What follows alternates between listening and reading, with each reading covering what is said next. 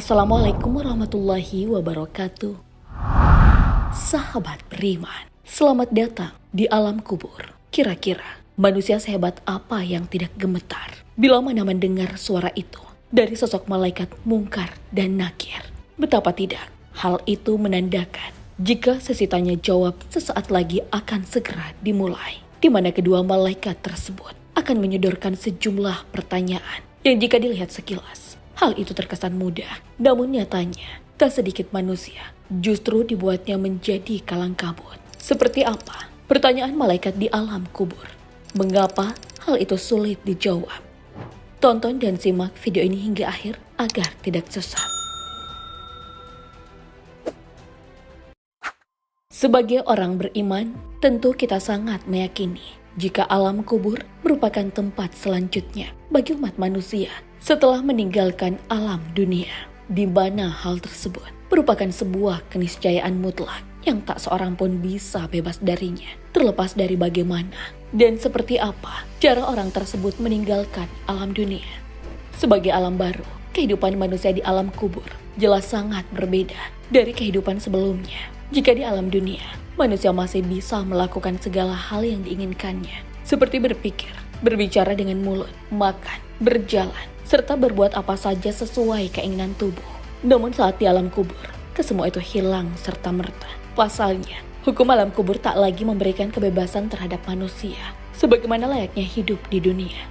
Cerita mengenai alam kubur memang kesannya sangat mengerikan. Saking mengerikannya, tak seorang pun hamba beriman yang tak merasa ketakutan. Bahkan, seorang sahabat Utsman bin Affan saja sampai pernah menangis terseduh-seduh seketika berdiri di sebuah kuburan. Saat ditanya oleh budaknya perihal tersebut, Utsman bin Affan menjawab, jika Nabi Muhammad SAW bersabda, "Aku tak pernah melihat pemandangan yang paling mengerikan dibandingkan alam kubur." Hadis riwayat Tirmizi. Bagaimana tidak, alam kubur digambarkan sebagai tempat yang begitu sunyi, gelap, suram, lagi sempit. Lantaran sempitnya, setiap orang yang masuk ke dalamnya akan merasa terhimpit. Apalagi di sana tak ada kawan, tak ada sanak keluarga, tak ada siapapun yang bisa diharapkan. Selain itu, di sana juga terdapat dua malaikat berwajah seram yang siap menyambut kedatangan umat manusia dengan sejumlah pertanyaan. Siapa lagi jikalau bukan sosok Mungkar dan Nakir? Sebagaimana diketahui, sosok Mungkar dan Nakir merupakan malaikat yang ditugaskan oleh Allah untuk menginterogasi seluruh penghuni alam kubur. Tujuannya untuk memastikan siapa di antara mereka yang masuk kategori hamba beriman, taat, beramal soleh, dan mana yang bukan. Sebab Allah ingin memberikan pertolongan kepada mereka yang layak mendapatkannya. Sementara di sisi lain, Allah juga ingin memberikan siksaan kepada mereka yang pantas menerimanya. Itulah mengapa kedua malaikat tersebut hadir dengan membawa sejumlah pertanyaan. Lantas, apakah pertanyaan kedua malaikat tersebut? Dari Al-Barah bin Azib, ia berkata, "Kami pernah keluar bersama Rasulullah SAW mengiring jenazah seorang laki-laki dari kaum Ansar. Kemudian kami sampai di makam. Saat makam digali, Rasulullah SAW duduk dan kami pun duduk di sekitar beliau. Seakan-akan di atas kepala kami terdapat burung. Di tangan Nabi ada kayu yang beliau pukulkan ke bumi. Beliau lalu mengangkat kepalanya dan bersabda, 'Mintalah perlindungan kepada Allah dari azab kubur.' Beliau mengucapkannya 2 atau 3 kali. Dalam riwayat Jarir terkait hadis ini, ia menambahkan bahwasanya Rasulullah SAW bersabda, 'Dan si mayit mendengar, diangkat serta diletakkannya sendal mereka para peziarah. Ketika mereka berpaling saat ditanyakan pada si mayit, 'Hai manusia, siapa Tuhanmu, apa agamamu, dan siapa nabimu?' Dalam keterangan hadis tersebut, terdapat 3 pertanyaan pokok yang akan ditanyakan oleh malaikat Mungkar dan Nakir saat bertemu para penghuni kubur. Pertanyaan pokok tersebut yaitu, siapa Tuhanmu, apa agamamu, dan siapa nabimu? Namun dalam riwayat lain disebutkan, jika terdapat 3 pertanyaan tambahan lagi yang mengikuti pertanyaan pokok tersebut. Di antaranya, yaitu, apa kitabmu, di mana kiblatmu, dan siapa saudaramu? Sehingga jumlah pertanyaan malaikat secara keseluruhan ada 6, di mana kesemua pertanyaan tersebut harus mampu dijawab oleh para penghuni kubur. Lalu, di mana letak kesulitan pertanyaan tersebut hingga tak mudah dijawab oleh para penghuni kubur?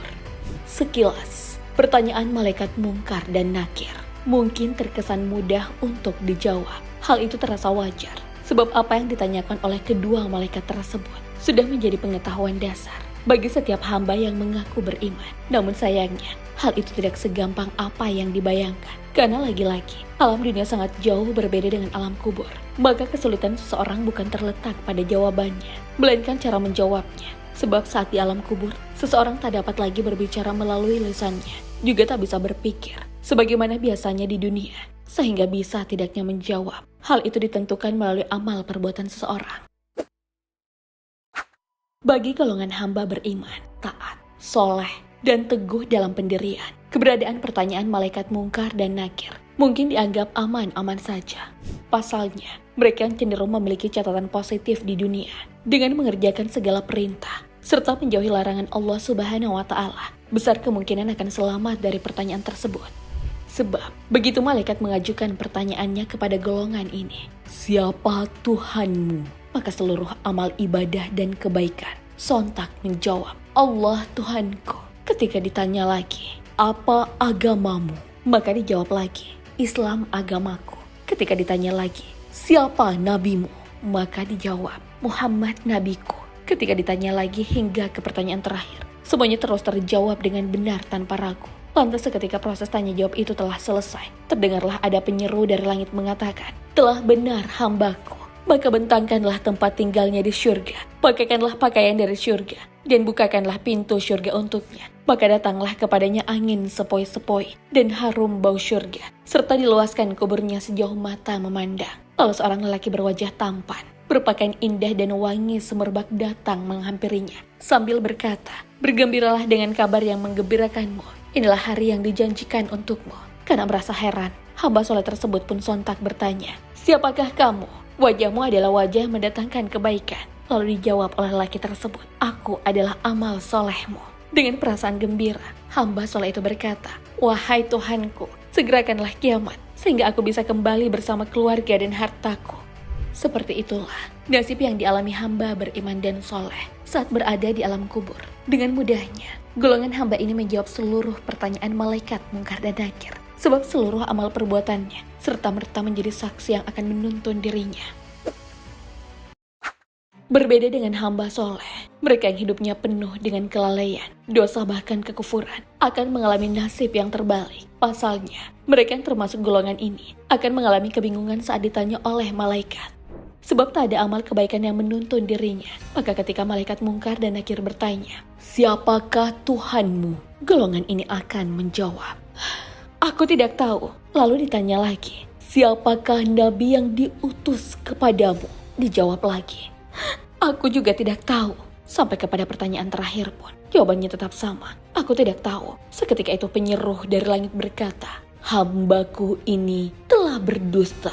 Maka bentangkanlah neraka baginya, dan bukakanlah pintu yang menuju kepada neraka. Maka didatangkanlah panas dan racun neraka, serta kuburnya dipersempit hingga tulang belulangnya terlepas." Dalam keadaan itu, seorang lelaki berwajah dan berpakaian buruk serta mengeluarkan bau busuk datang seraya berkata, "Terimalah kabar yang menyedihkan dirimu. Inilah hari yang dijanjikan kepadamu." Mendengar hal tersebut, hamba itu pun bertanya, "Siapakah engkau? Wajahmu sepertinya membawa keburukan." Lalu seorang lelaki itu menjawab, "Akulah amal burukmu." Maka hamba itu berkata, "Ya Rob, janganlah engkau datangkan hari kiamat." Begitulah nasib orang-orang yang mendustakan Allah Subhanahu wa Ta'ala. Dirinya akan mengalami kesulitan saat berhadapan dengan malaikat. Maka sebagai orang beriman, patutlah kita mempersiapkan segala bekal kebaikan dengan menjadi hamba yang soleh dan taat. Sebab semua jawaban atas pertanyaan malaikat nanti sungguh bergantung pada cerminan hidup kita sewaktu di dunia. Semoga Allah Subhanahu wa Ta'ala senantiasa meneguhkan iman kita untuk terus berada di jalan ketaatan. Allahu a'lam bishawab. Assalamualaikum warahmatullahi wabarakatuh.